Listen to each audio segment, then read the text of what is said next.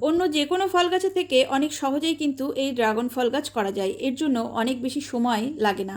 তোমার সময় বুঝে এই গাছকে পরিচর্যা করলেই চলবে, শুধু এই গাছের সঠিক পরিচর্যাটা জানা দরকার। তাহলেই খুব সহজেই এই ড্রাগন গাছ করা যায় আর এই গাছ থেকে প্রচুর পরিমাণে ফলও পাওয়া যায়। যে সকল বন্ধুদের গার্ডেনিং করার শখ কিন্তু সময় পাচ্ছ না, তাদের জন্য একদম বেস্ট অপশন। গার্ডেনিং করলে সব থেকে বড় চিন্তা যেটা থাকে গাছে জল দেওয়া। অতিরিক্ত গরম পড়লে যে কোনো গাছেই কিন্তু দুবার করে জল দেওয়ার দরকার হয়, তাই সময়ের অভাবে অনেকেই শখ থাকা সত্ত্বেও গার্ডেনিং করতে পারে না। তবে এই গাছের ক্ষেত্রে একদম ব্যাপারটা অন্যরকম।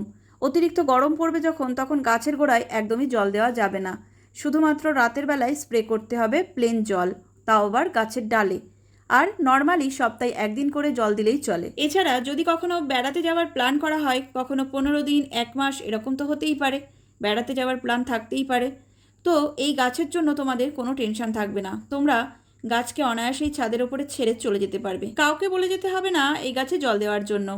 নর্মালি এই গাছে যদি জল নাও দেওয়া হয় তাও কিন্তু এই গাছগুলো মরবে না। হয়তো গাছের গ্রোথ তেমন ভালো হবে না, কিন্তু গাছ তুমি ফিরে এসে অবশ্যই দেখতে পাবে। এই গাছ অন্য গাছের মতো কিন্তু মরে যাবে না। বাড়ি ফিরে এসে আবারও গাছের পরিচর্যা করবে, জল দেবে, সতেজ হয়ে উঠবে।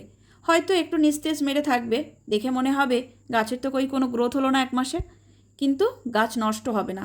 তো এত ভালো অপশান আমার মনে হয় কোথাও খুঁজে পাওয়া যাবে না। এছাড়া যারা পরিচর্যা করে তাদের তো মাঝে মধ্যে শরীর খারাপ হতেই পারে, শরীর খারাপের সময়ও গাছের ঠিকঠাক করে পরিচর্যা করা যায় না। তাই অসুস্থ শরীরে বিছানায় শুয়ে থেকেও নিশ্চিন্তে থাকতে পারবে যে এই গাছের কোনো অসুবিধা হবে না। সুস্থ হয়ে ওঠার পর আবারও ছাদে গিয়ে এই গাছকে তুমি অবশ্যই দেখতে পাবে। অন্য গাছ হয়তো মরে যেতে পারে, তবে এই গাছের কোনো সমস্যাই হবে না, একদম সুস্থ সবল বেঁচে থাকবে। আবারও পরিচর্যা করবে, সঠিক টাইমে তোমাকে ফুল ফলও দেবে।